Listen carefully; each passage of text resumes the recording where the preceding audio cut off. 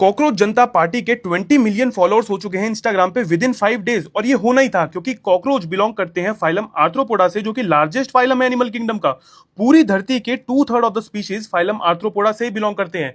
इनकी body covered होती है काइटिनस एक्सोस्केलेटन से, इसलिए धरती पर कहीं पर भी एग्जिस्ट कर सकती हैं, चाहे वो हॉट डेजर्ट हो, फ्रीजिंग कोल्ड वाटर हो या सीवर्स हो, क्योंकि काइटिन इनको स्ट्रेंथ प्रोवाइड करता है, वाटर लॉस से प्रिवेंशन प्रोवाइड करता है और रेजिस्टेंस प्रोवाइड करता है हार्श इन्वायरमेंट्स में रहने के लिए।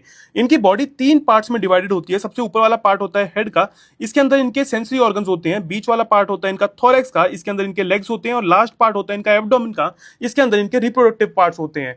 इनका जो रेस्पिरेटरी सिस्टम होता है वो बना होता है ट्रेकियल सिस्टम से। जैसे ह्यूमंस के पास लंग्स होते हैं, ऐसे ही इनके पास होता है ट्रेकियल सिस्टम। इनकी बॉडी में एक नेटवर्क ऑफ ट्यूब्स होता है जिसको हम ट्रेकिया बोलते हैं। इन ट्रेकिया के अंदर ऑक्सीजन जाता है और इनके सारे ऑर्गन्स तक डिफ्यूजन की हेल्प से पहुंच जाता है।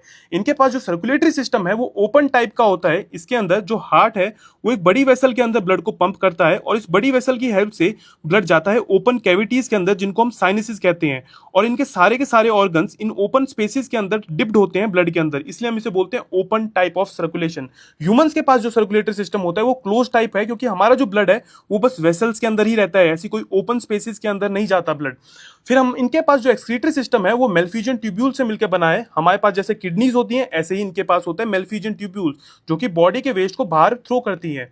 इनके जो सेंसरी ऑर्गन्स है वो 3 मेजर सेंसरी ऑर्गन्स है। सबसे पहला है एंटीना, ये तो हम सबने देखा होगा। कॉकरोचेस के सिर पे जो ये 2 धागे से लगे हुए हैं, इनको हम एंटीना बोलते हैं। ये डिटेक्ट करते हैं टच और फील को। अगर तुम किसी भी कॉकरोच के पास जाओगे तो इनके एंटीना हिलने लग जाते हैं, क्योंकि ये वाइब्रेशंस को सेंस करते हैं और उस कॉकरोच को पता चल जाता है कि कोई ना कोई मेरे पास आ रहा है और हिट छिड़कने वाला है मेरे ऊपर। अब दूसरा सेंसरी ऑर्गन होता है इनकी आईज, जो कि सिंपल आई हो सकती है या कंपाउंड आई हो सकती है। सिंपल आई में बस एक ही आई होती है और कंपाउंड आई बनी होती है हजारों आईज के कॉम्बिनेशन से।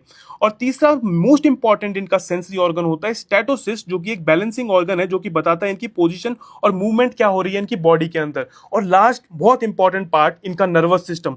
कॉकरोच का नर्वस सिस्टम पूरी बॉडी में स्प्रेड होता है। जैसे कि हमारे ह्यूमंस में तो बिल्कुल हेड में ही हमारा सारा ब्रेन होता है, लेकिन कॉकरोचेस का जो ब्रेन है वो पूरी बॉडी में डिवाइडेड है। इसलिए अगर तुम किसी कॉकरोच का सिर भी काट दोगे वो सर्वाइव कर सकता है हफ्तों तक,